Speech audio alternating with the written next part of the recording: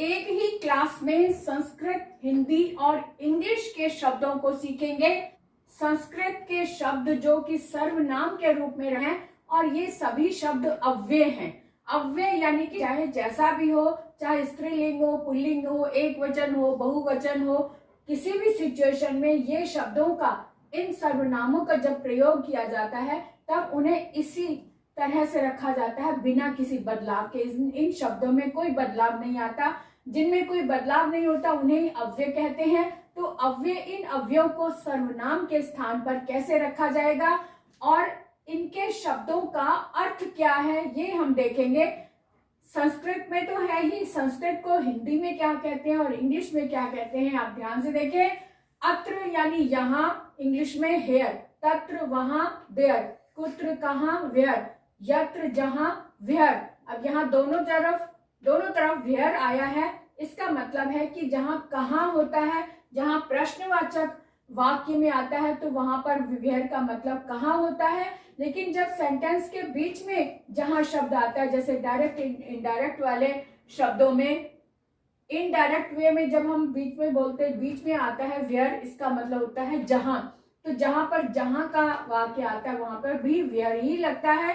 अन्यत्र मतलब दूसरी जगह यानी अदर प्लेस। सर्वत्र यानी सब जगह, एवरीवेयर। उभयत्र दोनों जगह, बोथ साइड। अत्रैव यहाँ ही, राइट हेयर।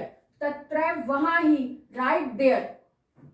यावत जब तक या जितना, अनटिल टिल या व्हाइल। तावत तब तक, उतना, टिल दैट टाइम। एतावत इतना, सो मच या सो मैनी। किपत कितना, हाउ मच या फिर हाउ मैनी। इतः यहाँ से, फ्रॉम देयर। इतः ततः वहां से, फ्रॉम देयर। कुतः कहाँ से, फ्रॉम वेयर। यतः जहां से, फ्रॉम वेयर। यहाँ पर भी वेयर दोनों तरफ उसी सिचुएशन में है। प्रश्नवाचक में, इंटेरोगेटिव सेंटेंस में वेयर कहाँ से होता है और सिंपल सेंटेंस में वेयर का मतलब जहां से होता है। इतस्ततः इधर उधर यानी हियर एंड देयर। इस तरह से आज हमने संस्कृत, हिंदी और इंग्लिश के शब्दों को एक साथ साथ सीखा है। आगे चलकर हम इनके सेंटेंसेस भी बनाएंगे और उसका अर्थ भी हिंदी और इंग्लिश में भी सीखेंगे। कमेंट में आप जरूर लिखें कि आपको कितना अच्छा लगा ये क्लास, और साथ में अगर अभी तक आपने सब्सक्राइब नहीं किया तो जल्दी से सब्सक्राइब कर दो, लाइक कर दो। साथ में कमेंट करके मुझे क्लास के बारे में जरूर बताएं। और भी कुछ सीखना चाहते, कोई और टॉपिक आपके माइंड में है तो वो भी बताएं। साथ में इनको शेयर करना ना भूलें ताकि दूसरे बच्चे भी इनका लाभ उठा सके। तो आज के लिए बाय बाय।